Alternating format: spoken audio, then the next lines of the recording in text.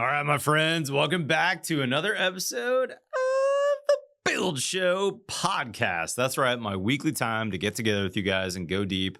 I'm solo in the new Reisinger Build studio today, and I've got a really fun topic. We're doing another segment. This is kind of part two of our first round of Ask the Expert. I've got, what do I have, like 6 questions that have come up from you, our listening audience. By the way, if you're interested in throwing out a question for me or some of the other people to answer, it's Ask the Experts with an S at buildproductions.com. Buildproductions with an S.com. With that being said, guys, the Build Show from the Reisinger Build Studio. Let's get going.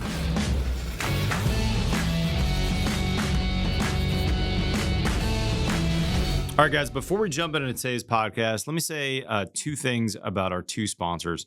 First off, a company called Thermistor, which you know the brand Santa Fe as a really top-notch dehumidifier that I've been using for probably 15 years now on almost every house I've ever built in the last 15 years. To be honest, I didn't originally put them in every house as a matter of course, and I realized that some homeowners were pushing back on the cost, which is really not that much money. So probably in the last 12 years, I just put in the line item and I don't even give people that as a VE option because I know it makes that much difference in the comfort and durability and health of the homes that I build. Santa Fe, fabulous brand. They're assembled and made in Wisconsin. So this is an American brand. I suspect there may be some parts from overseas, but they're really, really good people. And they've got a bunch of different sizes. Definitely go check out the Thermistor brand and Santa Fe in particular. But there are some other brands underneath that Thermistor name. And then next up, I want to say thanks to Pella for sponsoring as well. If you don't know my Pella history, I'm actually fairly new to Pella. I had not used them in my building career until just recently. I saw them on a bunch of Stephanie Builds It projects. You know, Stephanie Daly in Utah, our Build Show contributor. She's been with them for a long time, buying almost everything Pella on her projects. But the Reisinger build was my first Pella project. And I got to say, I was way impressed. And here's a story to show you why. We did a pre-mechanical blower door test on the house. Jake and Daniel on my team, Jake Bruton and Daniel Glauser, did it pre-mechanical. So all the windows and doors are in place. And the house, the envelope, the Monopoly framed envelope was in place, all fully taped, no insulation, no spray foam, none of that. And we blew a 0.50. That is a fabulous score. And I got to tell you, I've seen a lot of window packages that same envelope, very different score because these windows were really, really tight. Now, I did make some good decisions. I'll pat myself on the back here, or my team did too, with Steve Basic, the architect. But we did a lot of fixed windows where we didn't need operables. That also saves you on cost, by the way. And then where we did operables, we did push-out casements. That's a particular style I've really come to like over the last couple of years. But we really tried to limit that, just one operable per bedroom where it's necessary for code. The rest of those windows were fixed. And then we did a Pella front door and we did a Pella triple slider in the back of the house. And so 100% of anything in motion at this house at this point for this blower door score was Pella. Nothing taped, everything open, and we got that low of a score. And that really was a big deal for me. I was like, dang, Pella, great job. These are not Passive House certified. In fact, most of them are standard double glaze. I did a few triple glaze windows in one section of the house to kind of talk about how we could go to higher insulation levels. But to get that low of a blower door score with a quote unquote standard package, that was the Pella Lifestyle Series, really, really big deal. So big thanks to Pella and Santa Fe / Thermistor for sponsoring the podcast. All right, guys, let's jump into today's topic. I'm going to be reading from this list of some folks that had questions. But also, as I was reading this, I thought, pardon me, I've got one other kind of tip that I learned from visiting a Steve Basic job a couple weeks ago with this guy named Brian Howell that I saw doing this. So I've got kind of questions plus a tip for you. Phyllis and Steve from Mississippi ask, we're building a new house on 600 acres with a small lake. We plan on using solar for power and rain catchment for water. What are your thoughts on geothermal HVAC? We'd surely love any advice you have for the overall project. So first off, let me give you guys, Phyllis and Steve, some generic geothermal advice for you that I think will be helpful for anybody in the listening audience. Geothermal, very old technology. The idea being you don't have an outside compressor that's moving the freon to the outside and exchanging the heat with the outside air. Instead, you have this loop that's drilled into the ground that basically moves that refrigerant through the ground. And the ground, in theory, is, a constant, let's say 45 degrees, 50 degrees. And so you're moving heat between the ground and your loop. So a lot of benefits of geothermal. If you have this kind of heat sink of a really good temperature, you're going to be able to move that heat. You also have the beauty of no compressor outside, and some really high coefficients of performance. In other words, if you think of like SEER value for outside units, really, really high numbers basically is what I'm talking about here. However, there are some downsides. And you telling me you're in Mississippi makes me immediately concerned that you are not in typical geothermal country. If you're in Minnesota, you probably could pick up a Google search and go, oh, Jim's drilling company who does geothermal and Jim's heating and cooling that installs these systems every day. No problem. They call them and we'll install this. But if you're in Mississippi, if you're in Texas, really just about anywhere in the South, the people who have installed those are really one off. And there's nobody who does it day in, day out. There's probably some people that have done it. But my concern is, if you were the first person to buy a Toyota Prius, let's say, when they first came out 20 years ago, was it a fabulous car? Sure. But if you had a problem with it, who are you going to call? Your local mechanic shop, your Chevy dealer can't help you with this tech when it came out. You really needed a Toyota tech who's been trained in Japan and understands the tech. It's not a perfect analogy, I know, but what I'm saying is when it comes to stuff that's not common and not off the shelf, I'm a little hesitant to recommend it. And knowing you're in Mississippi, I'd be shocked if there's anybody in Mississippi that's installed more than one a year on geothermal. So I would be really concerned. On the plus side, you mentioned you have a small lake on your property. That can be a place that you can literally throw the loops into the lake, and the lake could be a heat sink for you. Now, I don't know what your lake temperatures are. In Texas, our lake waters often get into the 80 degrees in the summertime, which is not great because you're trying to throw off heat into 80s, but that can be better than ambient temperature if it's 100 out. So long story short here, with geothermal, great tech, find somebody who really knows what they're doing, who installs them all the time.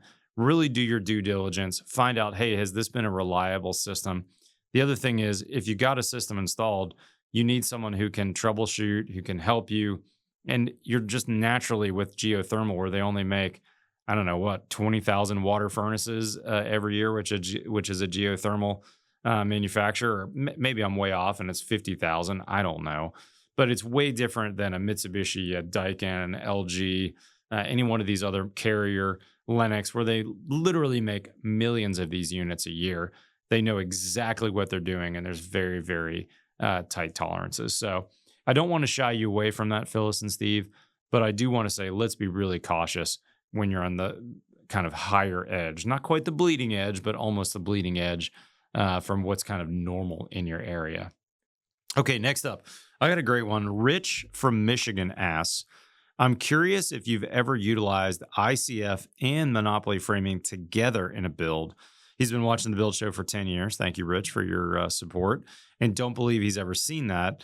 He's hoping to build something with these two characteristics in the next few years. And I love it that you put this in here in Northern Michigan.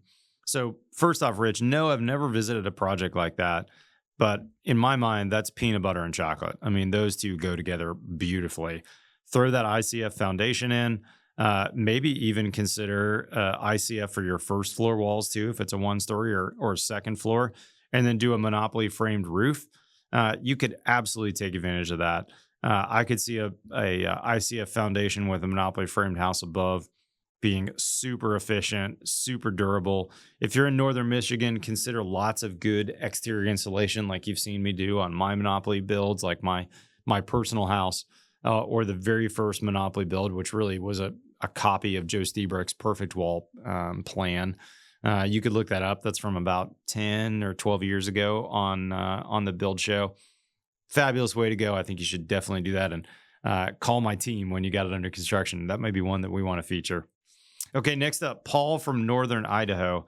Can you share your thoughts on using Zip R when it's not within the 33% rule for climate zone 6? Is some better than none when you're using Zip R? Okay, this is a big question, and I want to preface this by saying Paul's in Northern Idaho, right? He's in a really cold climate. So the colder the climate, the more exterior insulation we want.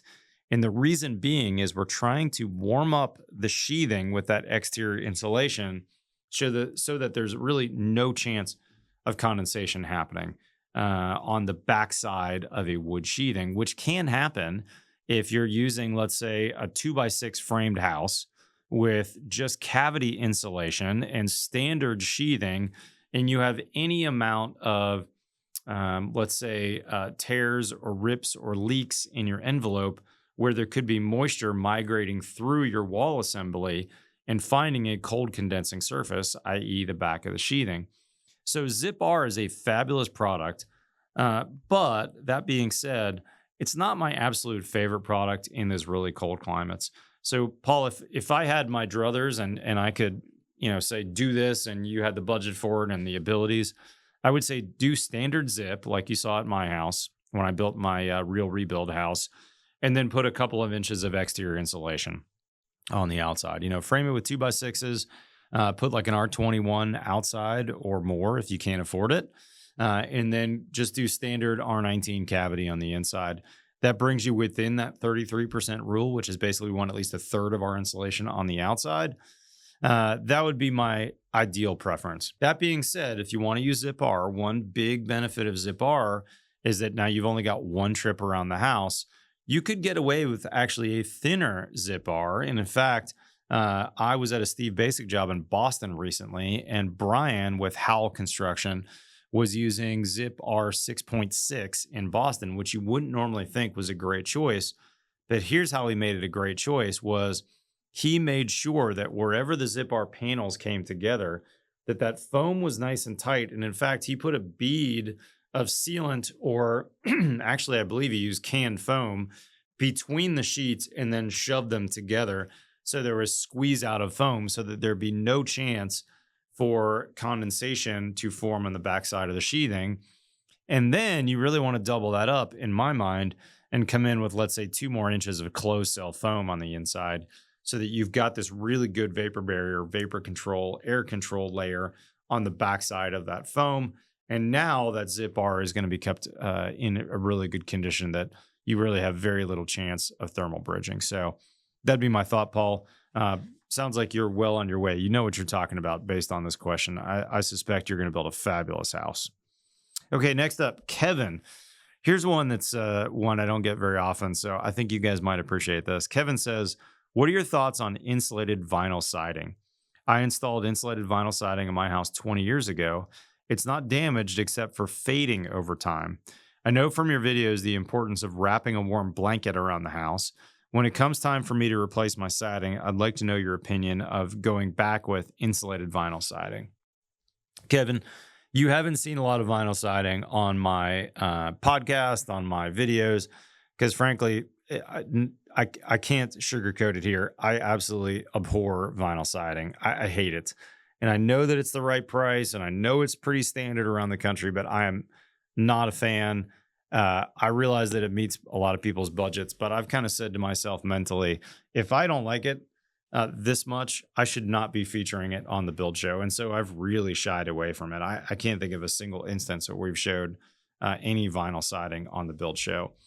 When it comes to insulated vinyl siding, my preference would be actually rip off that insulated vinyl siding, resheathe your house, assuming this is more than 20 years old, with a product like Zip R. And let's see, did you tell me where you are? You didn't say where you are. So I guess it's going to depend on your thickness a little bit, but resheathe the house with Zip R. And if you've already got structural shear, you could go as thick as Zip R12, let's say.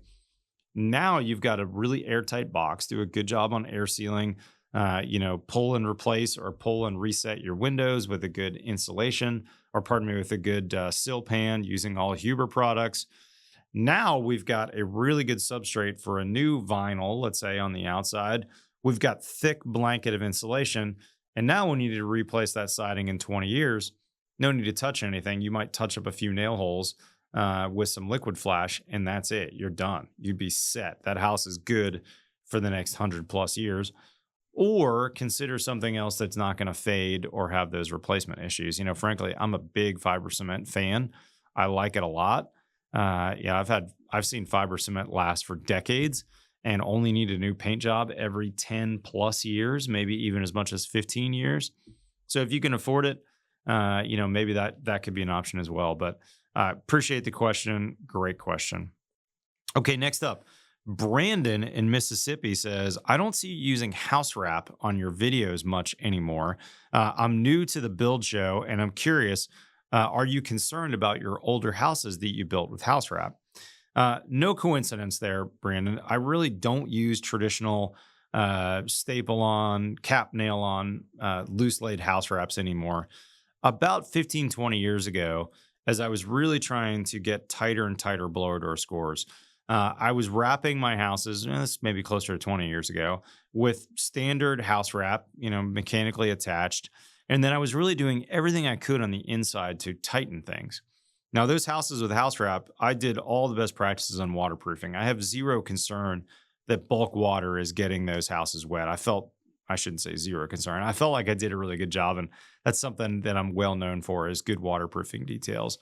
The problem with that standard house wrap is no matter what I did on the inside, I had a really hard time getting lower blower door scores and lower blower door scores, I should say. Like, for instance, one of my very first houses, or the very first house I built in Austin, Texas, under the Reisinger build name, 2005, actually Reisinger Homes technically is my company name.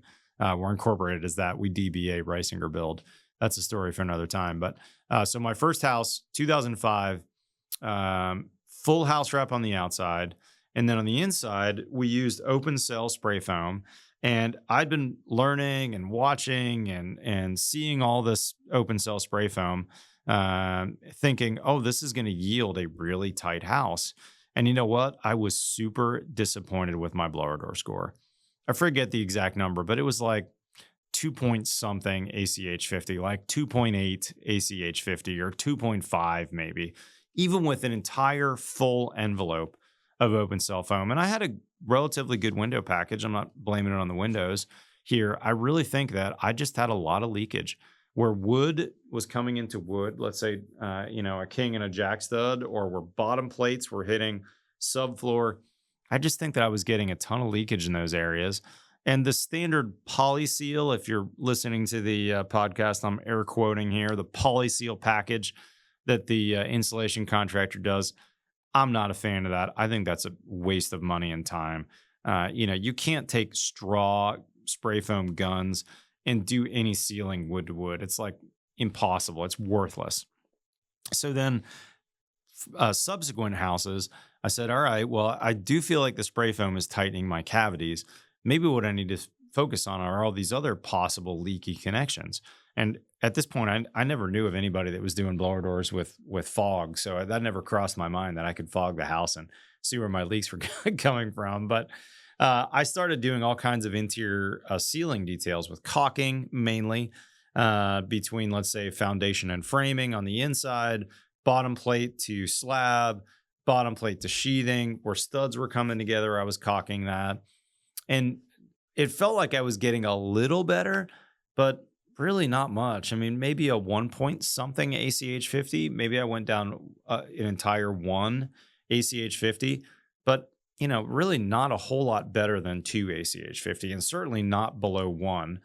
And so I think my very first house that I used something besides mechanically attached house wrap was either at the time it was called Alumiflash. Now it's called UV2-40 from Polyguard.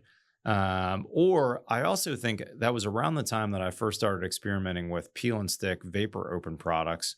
Dorkin, at the time they were called Casella Dorkin, had Delta Vent SA self-adhering, and I did a house with that.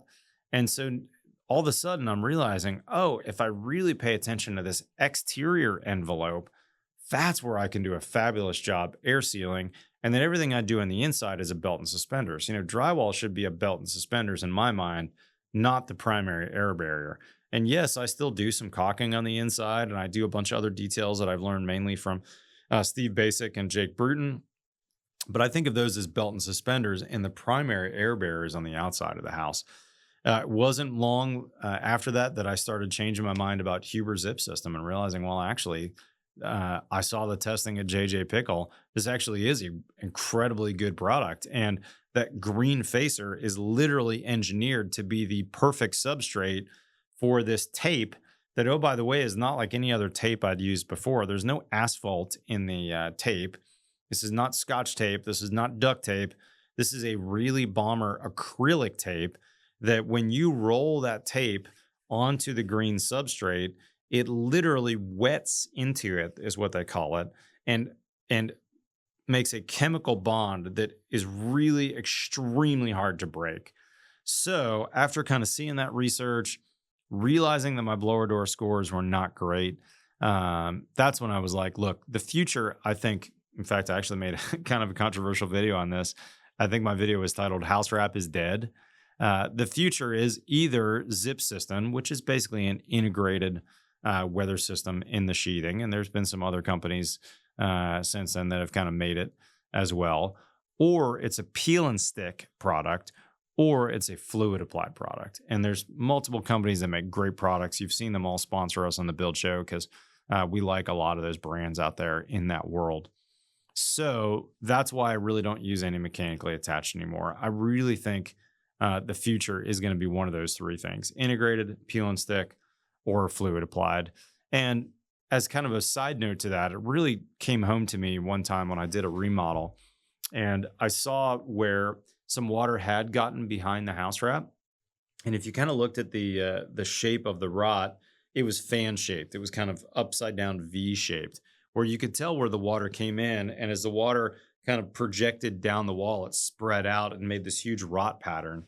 And on the other hand, if you have a prick in the peel and stick, let's say, and you had a spot that allowed some water into the sheathing, it would be localized. The water couldn't run behind because it's adhered to that sheathing, and even more so probably with an integrated sheathing, and even more so on a fluid applied. So I really think that's the future. Appreciate your support though, Brandon. You've got a huge catalog of videos to go look at if you're new to the Build Show, but I appreciate you coming, man. Guys, let's wrap it up here. We'll do a slightly shorter episode this week. Remember, you can drop your question for me to answer at Ask the Experts with an S at buildproductions.com. I'm sure you realize this, but I have two different companies. My home building company, Reisinger Build, which my business partner is Tim Hill. And Tim and Chelsea and Daniel run that organization on a day-to-day. I really only probably spend 10% of my time or so working on Reisinger Build stuff. Well, it's probably more like 20%, but either way, day in and day out, I'm not on every job. Chelsea, Tim, Daniel, they really run the home building company. And then Build Productions, which runs thebuildshow.com, which runs this podcast, which is our podcast platform for all the other podcasts that you're now seeing online. That's Build Productions is my company that runs all that. So that's what that email address is for. Guys, I really appreciate your support. One last quick or two quick plugs here, just so you know about them. When this gets published, I suspect tickets for Build Show Live are imminently going on sale. Build Show Live this year is in Dallas, Texas, October 16th through the 18th. BuildShowLive.com is the website to get updates. And we have a very incredible VIP pass this year, which is the day before the show opens, with very limited ticket sales. I think we're limiting that to 300 people, where you're really going to get some personal interaction with me and the rest of the Build Show contributors. It's going to be a really cool event that you don't want to miss. It's a little bit expensive, I will tell you. I think it's over $1,000 for a ticket for the VIP, but you don't want to miss it. It's going to be a killer venue, job site tours, great education on the VIP stuff, and then, of course, a killer conference as well on Friday and half day Saturday in Dallas. Bring your spouse, stay for the weekend. There's some amazing places to eat. You could head over to Cowtown and Fort Worth on Saturday night. There's just so much to do in that area. And the last thing that I would tell you about or ask you for is, if you're a fan of the podcast, if it's been helpful for you, do me a favor and rate me wherever you're listening to this. If you're on Spotify, if you're on Apple, shoot us a review and make a comment. I would really appreciate that. The more people give us that 5-star review, the more people are going to find out about the Build Show. And I have always said that a rising tide floats all boats. We want more and more builders, homeowners, engineers, architects, remodelers, general contractors to really understand and care about building high performance, durable, reliable, healthy homes so that we can absolutely change the paradigm in America. I think we're on the cusp there, guys, and I really appreciate your support. That being said, follow us on Facebook or Instagram. Otherwise, we'll see you next time on the Build Show podcast.